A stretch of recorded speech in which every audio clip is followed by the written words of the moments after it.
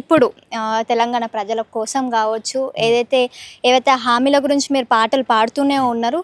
So మా కోసం ఒక పాట. కాంగ్రెసు పాలన ప్రజలను దోచె పాలన, యాడాది పాలన జనమును దోచె పాలన, ఇది దోపిడి పాలన కాంగ్రెస్ దొంగల పాలన. కాంగ్రెసు పాలన ప్రజలను దోచె పాలన, యాడాది పాలన ప్రజలను ముంచె పాలన.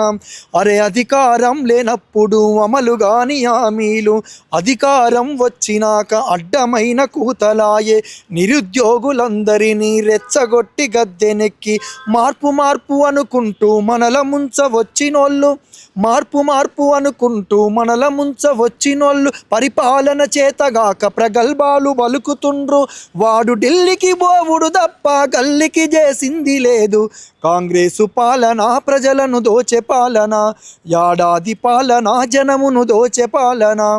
కాబట్టి ఈ ఏడాది పాలన ఎటువైపు చూసుకున్నా కూడా ప్రజల్ని నిండా ముంచుతూ మాయమాటలు చెప్తూ ఇప్పుడు వస్తుంది అప్పుడు వస్తుంది ఇప్పుడు వస్తుంది అప్పుడు వస్తుంది, రేపు చేస్తున్నాం మాపు చేస్తున్నామని ఈ 420 రోజులు 420 హామీలతోటి ఒక 420 గాడ అధికారంలోకి ఎట్లా ఉంటుందో ఈ తెలంగాణ ఇజ్జత్ పోయే కాడుకున్నది రేవంత్ రెడ్డి. ఇంకొక సాంగ్ కూడా ఒకటి వాడనన్న, 420 సాంగ్ ఒకటి ఉంటుంది. యా రెండం మాటలు చెప్పే రేవంత్ రెడ్డి తెలంగాణలోన 420. ఓటుకు నోటు దొంగవు నీవు, చంద్రబాబుకు తొత్తువు నీవు.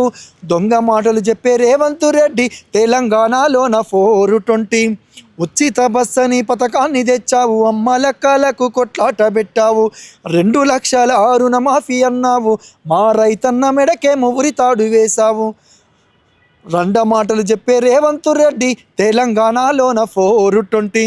ఇట్లా చాలా పాటలు ఉన్నాయి.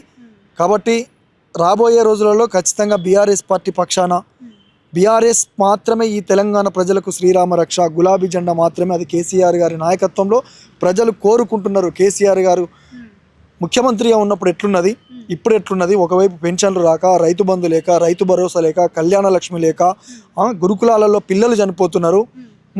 పరిపాలన ఏదో ఉంటుందని అనుకుంటే వీడు ఏదో మాయ చేసిండు. ఏదో మాకు తెలుసో తెలియకనో ఈసారి వేసినాం బిడ్డ, ఎమ్మెల్యేలు ఓడిపోతారు అనుకున్నాం కానీ కేసీఆర్ ఓడిపోతారని మేము అనుకోలేదు బిడ్డ. ఎట్లా మరి ఏంది కేసీఆర్ రావాలంటే ఎట్లేం లేదన్నా, ఎప్పుడు ఎన్నికలు వస్తే అప్పుడు కారు గుర్తుకు ఓటు గుద్దండి, వానికి ఈ చెప్పుతోని బుద్ధి చెప్పండి అని చెప్తున్నాం ప్రజలకు.